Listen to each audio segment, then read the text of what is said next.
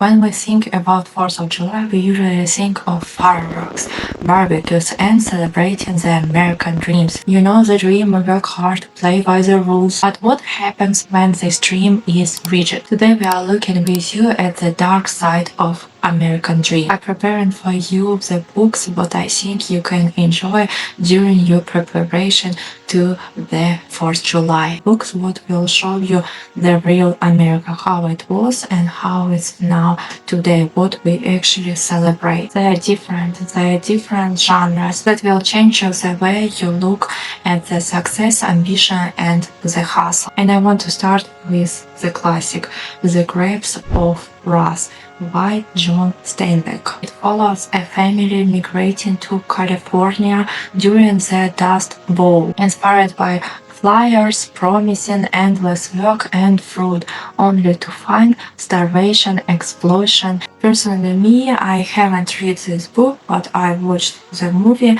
and I enjoyed the movie. And of course, I plan to read the book because I like classic and I like read about history and especially history of America, right? It's what is can be useful in this country. Next book of the Nickel Boys by Colson Whitehead, based on real horrific reform in school in Florida. It follows Elwood, a black teenager in the Jim Crow South who believes in the civil rights movement and doing the right thing. He gets unfairly sent to the Nickel Academy where is a lot of corruption. This also systematically crushes his hope for the fair life. Next book, Demon Copperhead by Barbara Kingsolver. Story set in the mountain of Apache. It's mostly focusing for institutional poverty, the foster care system, and how the opioid crisis was specifically targeted at the working poor and completely destroyed of their chance at the American dream. Next, it will be books dystopian, fantasy, sci-fi. So if you like this kind of genre, next book will be for you. Book what I'm going to read next week, Severance by Lynn Ma. It's satirical sci-fi, so everything how I love. I so much like annotation to the book because it's about zombies who just blindly repeat their daily routines until they are rot. The protagonist, a millennial office worker, just keeps going to work in an empty New York because that's what she is supposed to do. Sci-fi what is supposed to be too much real. Next book, The Water Dancer by Ta-Nehisi Coates. I guess something like this. It's a blend of historical fiction and magical realism. It tackles the foundation of the American economy. They were brought through spectacular lens, mostly focus that reader will see how confront the wealth and success of early America was entirely built on the horrific systemic theft of human life and labor. I think for this book I need mentally prepare. It was enough for me to see some documentary movies of history of USA and how USA use all people from other countries. It's horrified me.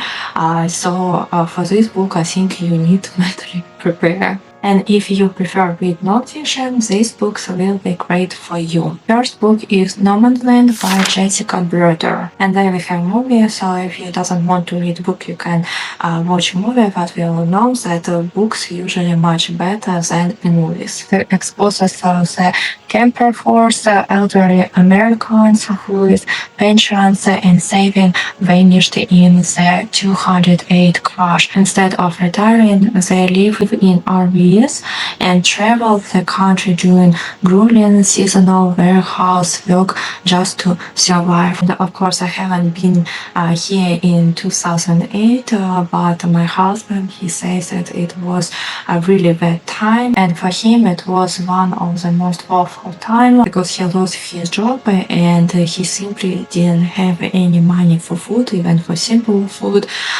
So when he remembers this, he is very scared. country, and we hope that in the future it wouldn't be like this.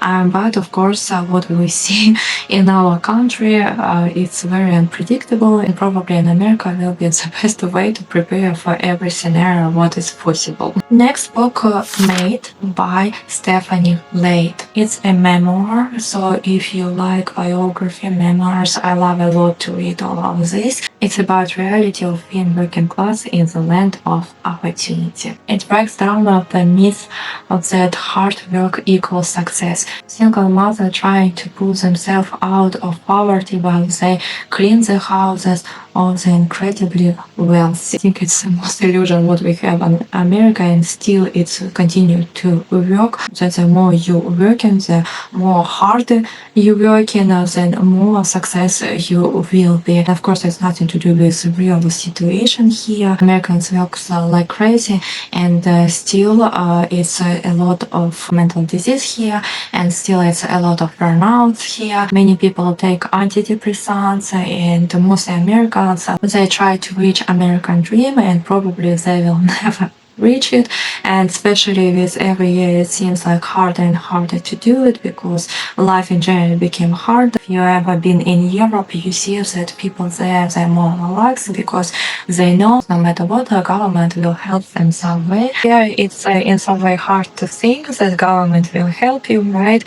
Mostly what you know that you need to pay a lot of expenses, and it's growing and it's growing and it's growing, and even if you get a lot of money, still they are going somewhere. You even can see where they're going. We have mostly working class around us, and salary is very low for the average life here. Next few books will show what's happened when you achieve American dream but lost your humanity in process. So next book, the American Psycho by Bret Easton Ellis. And here it's 80s. Patrick Bateman is wealthy Georgians and has every status symbol a Wall Street banker could want, and he is completely hollow inside. It's satire what happened with you when you achieve your American dream, but in the process completely rot the soul. And I'm not surprised at all that it can be happen, because so much work, how it's everyone work here, you can be stable and full of life person for sure. You will be more selfish and hollow inside. Next book, My Year of Rest and Relaxation by Otessa Moshfegh. And it is a dark comedy about to have everything: beauty, money, use, apartment in New York, absolutely everything what you can imagine, and at the same time feeling nothing. The protagonist decided to heavily medicate herself to sleep entire year to escape the emptiness of her privileged life. I think it's a book for those people who think that if you reach and if you have everything, you will have the perfect life. And life is not always how we want that it will be, or how we think that it will be, right? And usually it has a lot of surprises for you.